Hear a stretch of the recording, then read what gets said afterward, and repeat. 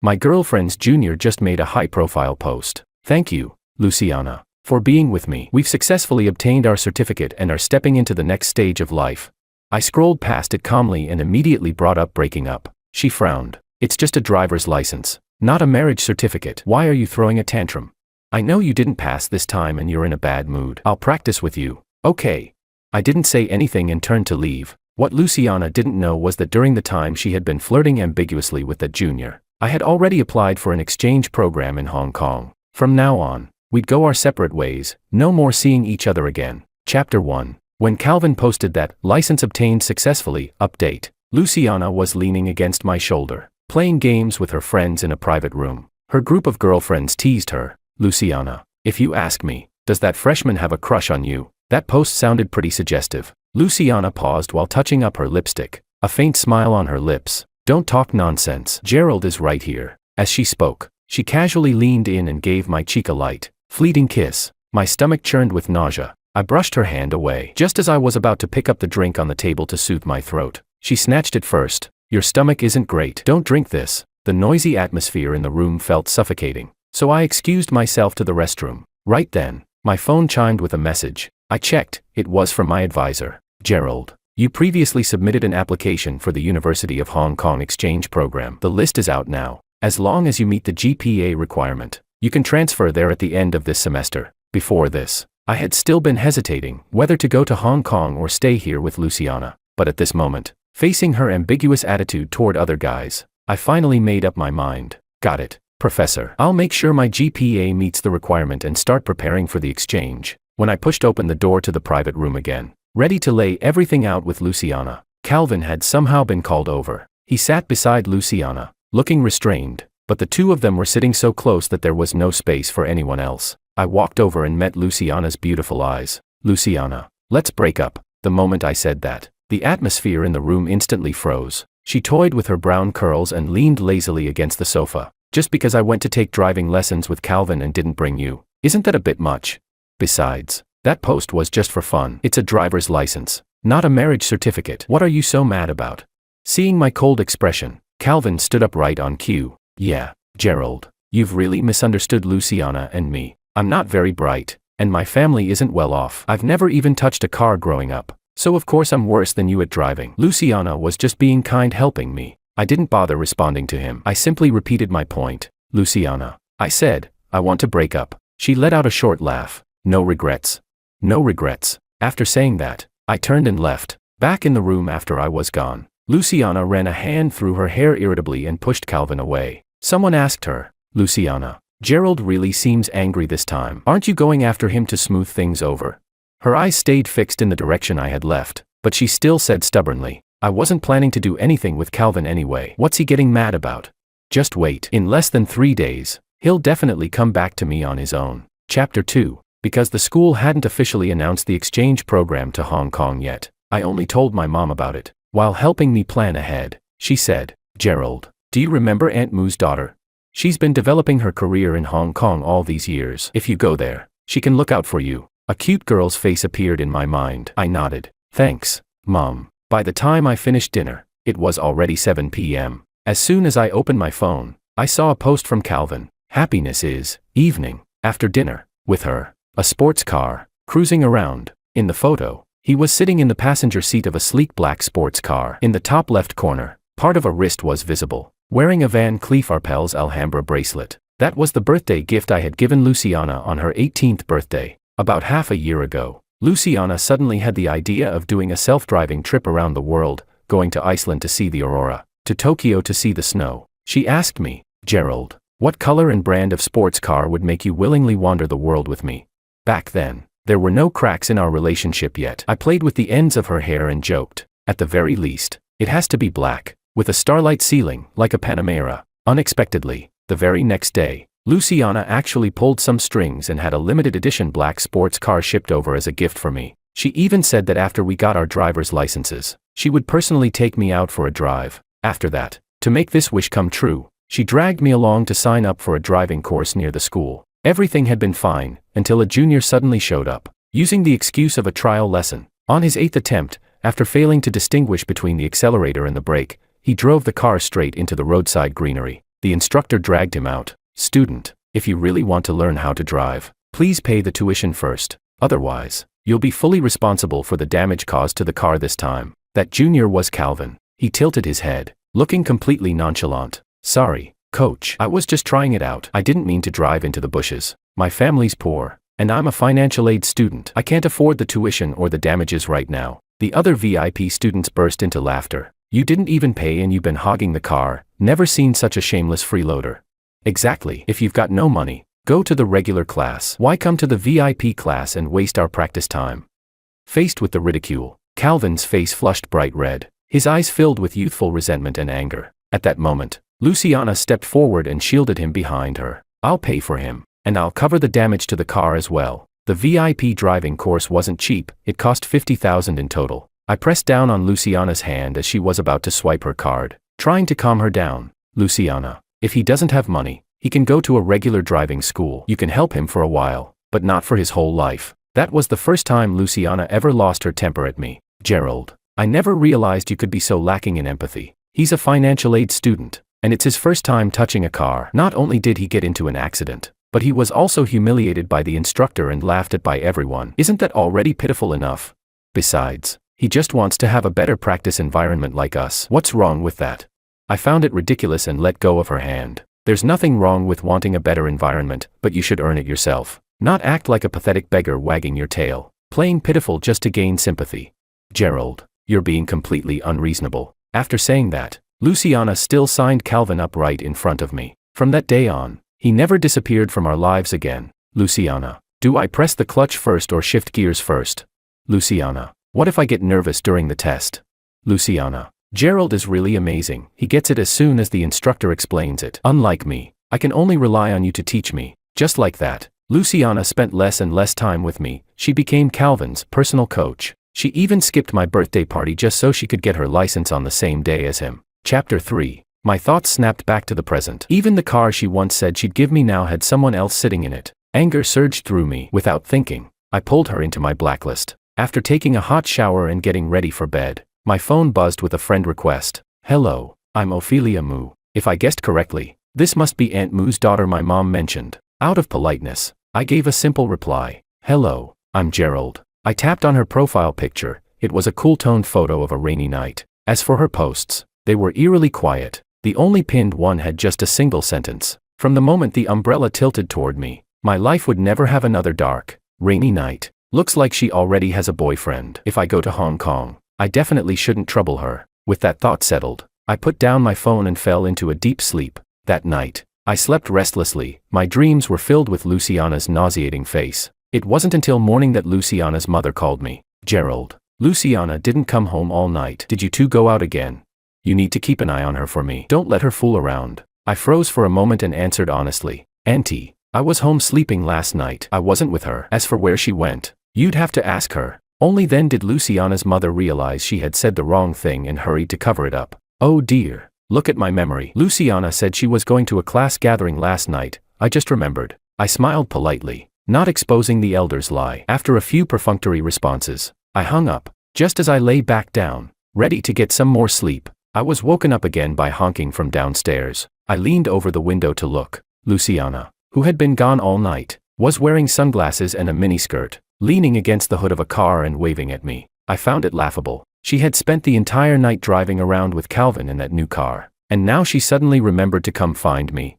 I pretended not to see and shut the window. Unexpectedly, she didn't give up like she used to. She barged into my room and pulled me up. "Gerald, let me show you a magic trick." She clenched her fist, then suddenly opened it right as I blinked, revealing the sports car key in her palm. To please me, she had even tied a pink bow on it. "Well, do you like it?"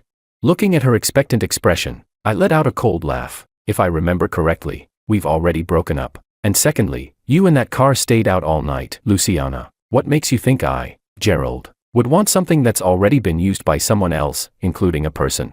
At my words, Luciana frowned slightly. "Gerald, why are you talking like this now?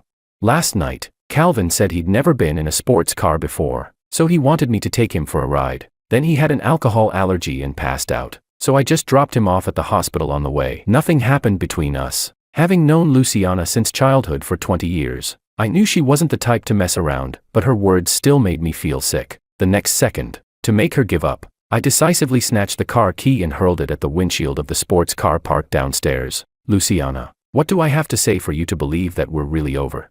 With a loud bang, the brand new windshield instantly cracked into countless fractures, just like the relationship we had built over more than a decade, completely shattered. Gerald, are you insane? Do you have any idea how much effort I put into getting that car for you? She whipped her head around and stormed out, slamming the door behind her. Chapter 4. Ever since my fallout with Luciana, she really hadn't come to find me again. I was more than happy to enjoy the peace, throwing all my energy into improving my GPA and preparing for competitions. My advisor told me that recently, multiple universities were jointly hosting an innovation and entrepreneurship competition. If I could place, I would be able to secure my exchange spot in advance. So I worked hard, gathering materials, consulting seniors, and spending more than 10 days and nights preparing my presentation ahead of time. After reviewing it, my experienced advisor praised me. Gerald, unless something unexpected happens, the gold prize is yours. I smiled modestly, confident of victory. But on the day of the competition, I saw Calvin's name on the list of participants. He was only a freshman, logically. He shouldn't even have been qualified to compete. At the same time, he noticed me too and pushed through the crowd to walk over. Gerald, you're here for the competition as well. It's truly an honor to be your opponent. By the way, my report was personally revised by Luciana. She said winning the gold prize wouldn't be a problem at all. Seeing that I remained calm and unaffected, Calvin stepped closer and deliberately dragged out his words. Gerald, to be honest, the gold prize and Luciana, I'm taking them both. Facing his blatant provocation, I brushed past his shoulder without hesitation, picking up gum I've already chewed and chewing it again. What? You really enjoy other people's leftovers that much? If you bite off more than you can chew, Calvin, you might just choke on it in the end. You.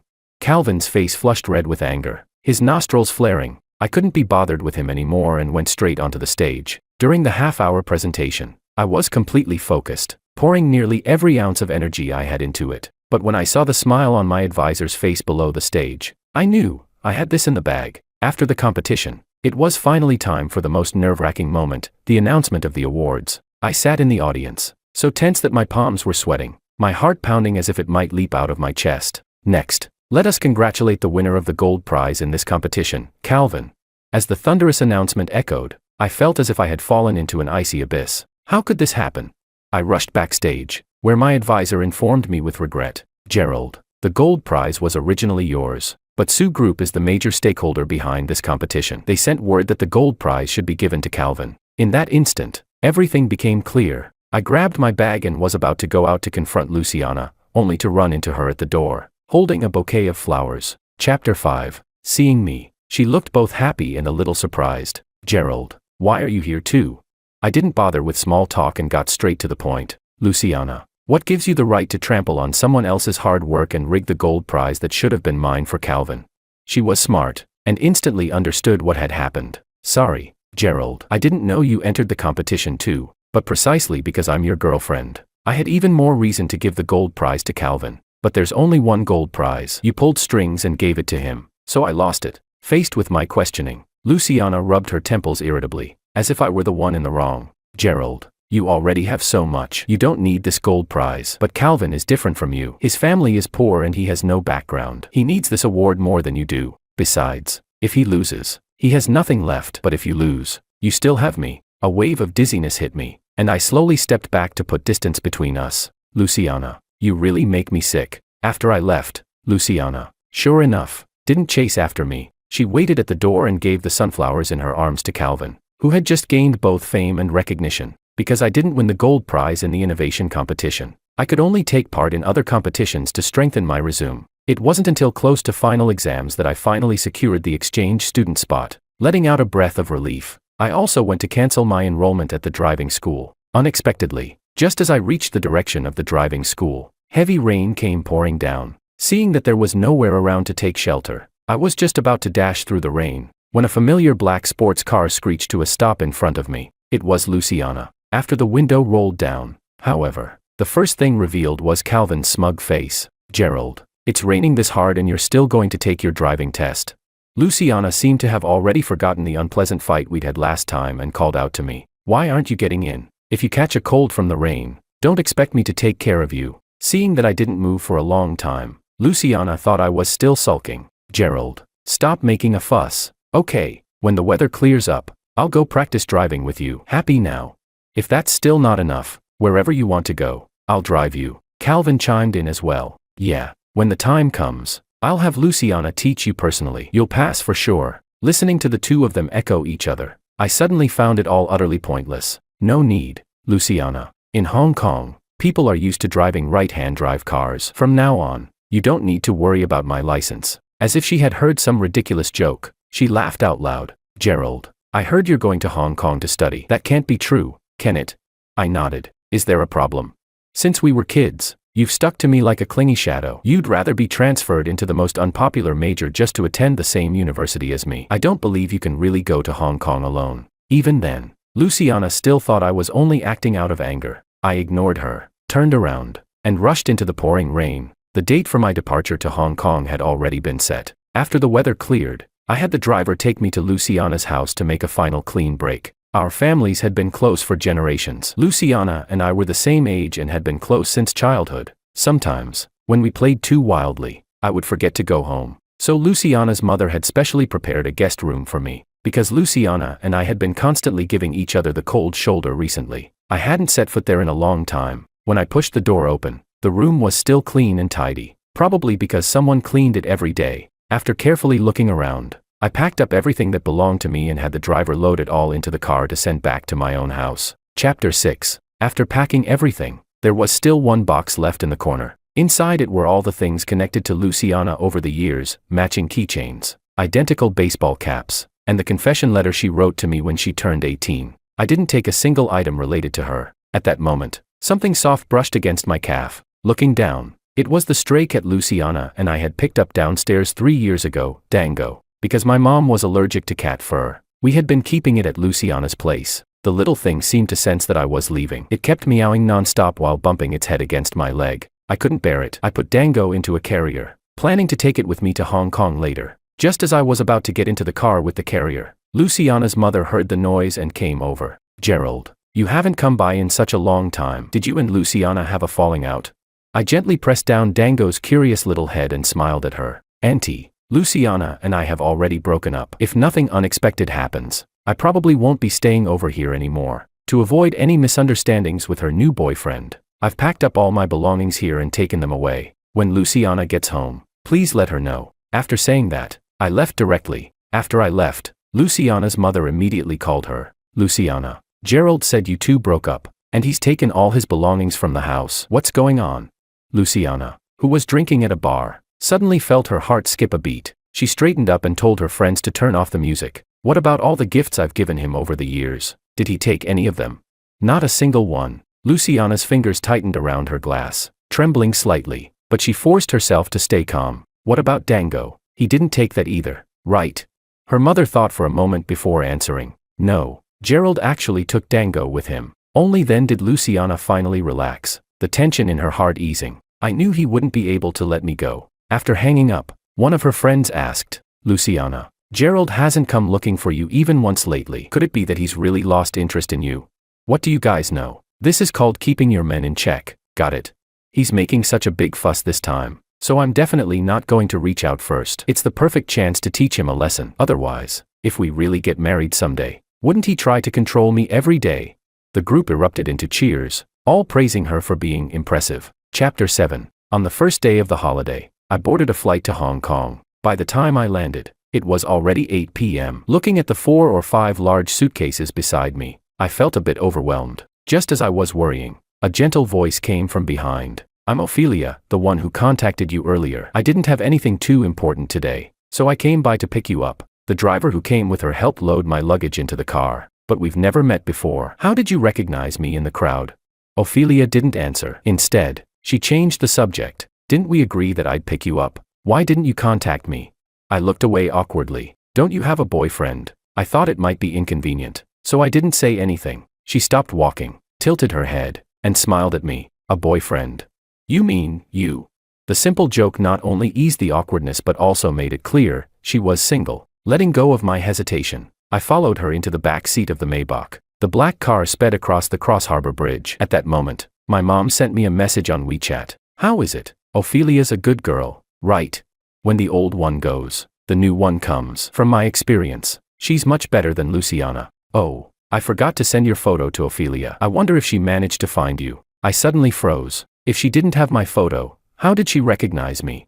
Before I knew it, the car stopped in front of a villa at the peak. After entering and seeing the empty living room, I asked, "Where are your parents? Why aren't they here?" "They've gone abroad on a trip recently and won't be back for a while." Before leaving, they specifically asked me to take good care of you. "The house hasn't been fully tidied up yet, so just make do for tonight. I'll take you shopping tomorrow." I nodded, preparing myself to settle for the night, but when I pushed open the bedroom door, I was stunned. This was what she called not tidied up. The spacious room had everything: bedding, men's slippers, pajamas. There was even a cabinet fully stocked with cat litter, cat food, and bowls for Dango. I went to sleep completely satisfied. The next day, Luciana called me. "Gerald, come downstairs. Bring Dango. Let's go on a road trip during the holiday." Faced with a promise that had already expired, I no longer felt any longing. "I'm not home." "Find someone else for your road trip." "Then where are you?" "Hong Kong." There was a brief silence on the other end before she spoke again. "Gerald, stop messing around." "Okay, when have you and Dango ever left me?" "You're wrong, Luciana. The world is so big, no one needs anyone else to survive." Seeing that I was no longer acting like a simp, eagerly trying to reconcile as before, she let out a mocking laugh. "To be honest, Gerald, sometimes you really can't compare to Calvin. At least he's not as dramatic as you." After saying that, Luciana hung up directly. Chapter 8. About 2 weeks later, I came across a post she made. "The sea you stood me up on. I'll go see it myself. The promise you broke, someone else will erase it for you." The photos showed her driving the sports car with Calvin. A grid of sunset pictures taken by the seaside. I smiled and commented below, "I wish you both a love that lasts forever." Then I deleted all of Luciana's contact information. Ophelia, who had come over to pour some water, glanced at my phone and asked, in a bad mood, "Come on, I'll take you somewhere." Half an hour later, we were sitting on the big bus sunset tour, watching Hong Kong's dazzling skyscrapers, bustling streets, and iconic landmarks. I forgot the unpleasantness from earlier,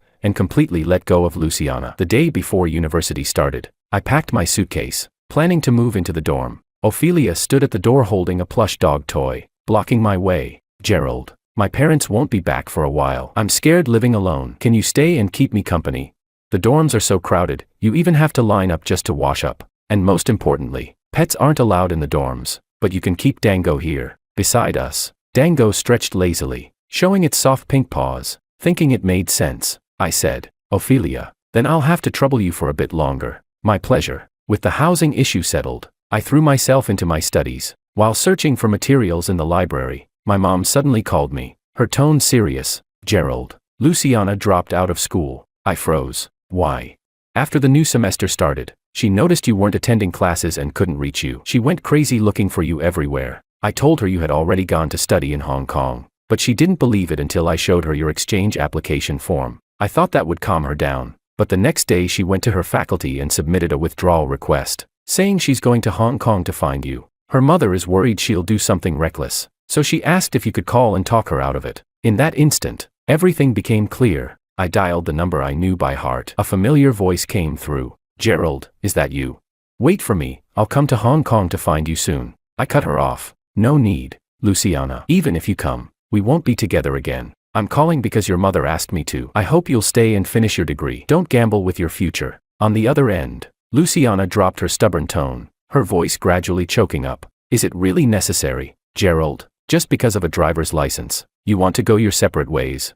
I admit, I shouldn't have gone on that road trip with Calvin, but I was just acting out of spite. I wanted you to come comfort me, and during those days, all I could think about was you. I kept wishing it was you by my side. I couldn't help but find it ridiculous. "So what? Do you actually think that makes you deeply devoted?"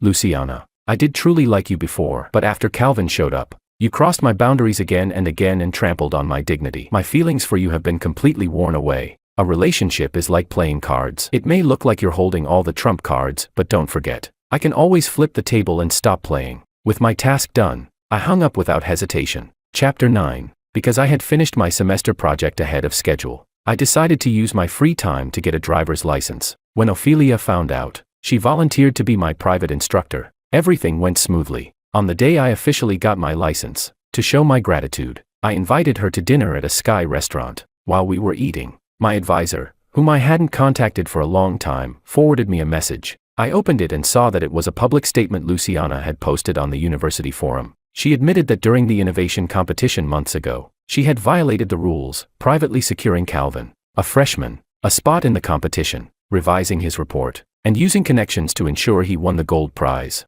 At the end, she wrote, "The gold prize should go to the one who truly deserves it, and I am trying to make up for my mistake." I laughed. Luciana destroying both herself and Calvin like this, was she trying to prove her deep love to me?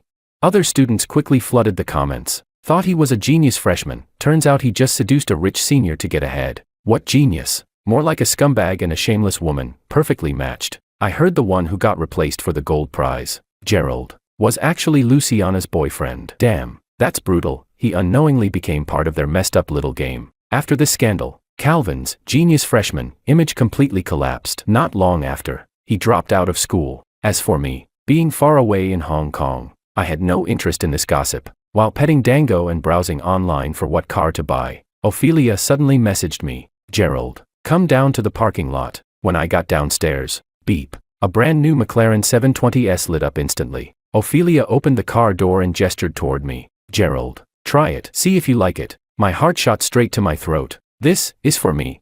She nodded. If you don't like it, I can get you another one until you find one you like." A car this beautiful, of course I liked it. But I forced myself to hold back and shook my head. "Sorry, Ophelia, this is too expensive. I can't accept it, and I have no reason to." Even though my mom and Aunt Moo had been close friends for decades, Ophelia and I weren't related. There was no way I could accept a sports car worth millions. "Gerald, whether it's expensive or not doesn't matter. I just think it suits you." Her words struck something deep in me. I can't accept something for nothing. Seeing how firm I was, she smiled helplessly. "Then what if I say, this is a confession gift for you?" My face instantly burned red. Ophelia was confessing to me. The next second, she opened the trunk, revealing a stunning arrangement of fresh, blooming roses inside. Chapter 10. Just as I was struggling with what to say, an angry female voice suddenly came from behind. "Gerald, you refused to go on a road trip with me just so you could accept a sports car from this shameless woman." I turned around, and it was Luciana. My mom had told me that Luciana had threatened self-harm, and in the end, having no choice, she gave her my address. After a few months apart, she had lost a lot of weight. Her hair looked dry and yellowed. Her dark circles were heavy, and even her clothes were wrinkled. Ophelia leaned against the car and tilted her head, asking me, "Who's that? A friend of yours?"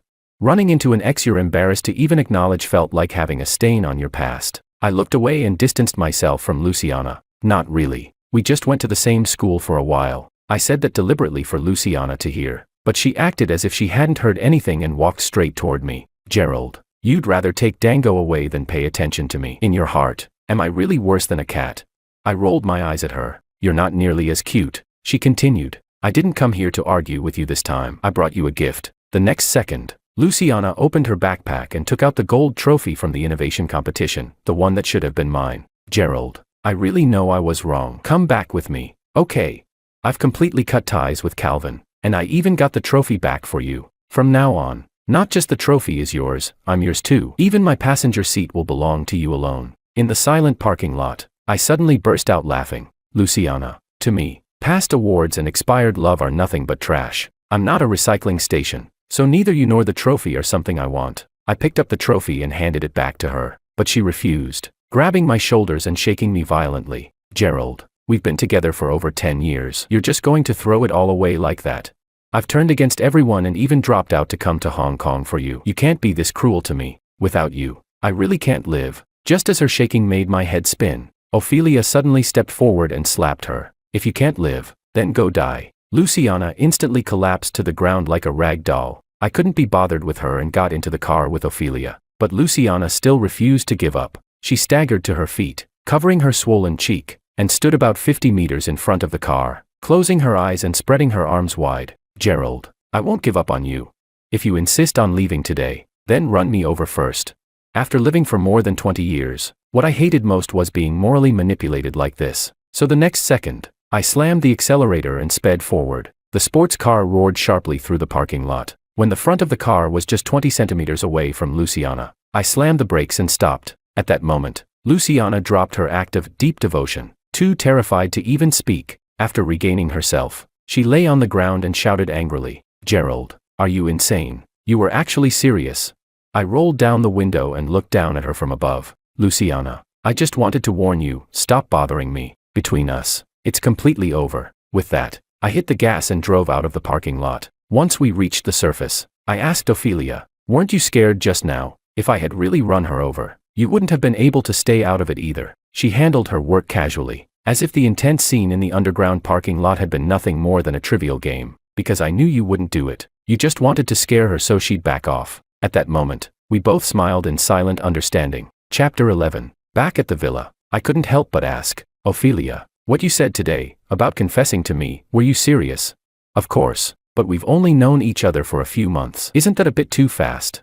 She slipped into my arms and tilted her head up at me. But I've known you for a very, very long time. Seeing the confusion on my face, she continued, my mom has heart disease. One night when I was 10, she suddenly had an attack. There was no one at home, so I had to run out by myself to find a doctor. Unexpectedly, it started pouring rain on the way, and I got lost. That's when I ran into you. You were downstairs taking out the trash. You acted like a little adult, holding an umbrella over me, and even called your mom to help get an ambulance. On the way to the hospital, you kept comforting me, telling me not to be afraid. Only when we got there did I realize that while you were shielding me with the umbrella, more than half of you was soaked. Fortunately, my mom was taken to the hospital in time and was fine. During the half month she was hospitalized, your mom brought you to visit every day. You even brought back the little cakes your teacher handed out in class for my mom, just to cheer her up. Gerald, on that helpless and painful night, it was you and your mom who saved me. Only then did realization hit me. I finally remembered something. So that pinned post on your profile, it was actually about me. She gently kissed my cheek. It's always been you. A wave of emotion hit me, and I pulled her into my arms. You silly girl, why didn't you tell me earlier? At that time, your whole world revolved around Luciana. How could you possibly notice me? All these years, I've been following your posts, but I never dared to disturb you. Whenever I missed you, I just buried myself in fast-paced, intense work, because the less free time I had, the less often I'd think about you. Later on, I didn't even dare to ask about you anymore. I was afraid someone would tell me you were married, but in the quiet of the night, you were always on my mind. Luckily, half a year ago, your mom said you were considering studying in Hong Kong. I was so happy I almost went crazy. I told myself, this time, no matter what, I wouldn't let go of you again. At that moment, Ophelia, and the love she had kept hidden for so long, finally came into the light, and I finally understood how she recognized me instantly at the airport. After we truly got together, I realized just how scheming she could be, in the sweetest way. She had clearly turned down a ton of work just to pick me up, yet she casually said she was passing by. She obviously wanted me to stay, but deliberately said she was scared of living alone. To avoid Uncle Moo and Aunt Moo disturbing us, she directly booked them a 6-month luxury overseas trip package. She had spent 3 months carefully decorating the room in advance, yet claimed it hadn't been tidied up. I realized then, some people's love is never about what they say, but what they do. 2 years later, I graduated from university and successfully started my own company in Hong Kong. On the day it went public, to celebrate, I set off a fireworks show over Victoria Harbour. Ophelia stood beside me, completely immersed in the dazzling display in the sky. At that moment, I suddenly dropped to one knee and took out the large diamond ring I had prepared long ago. Ophelia, I really like you. When will you marry me? She was startled at first, then covered her mouth and laughed. The next second, she extended her ring finger toward me. I'm free right now.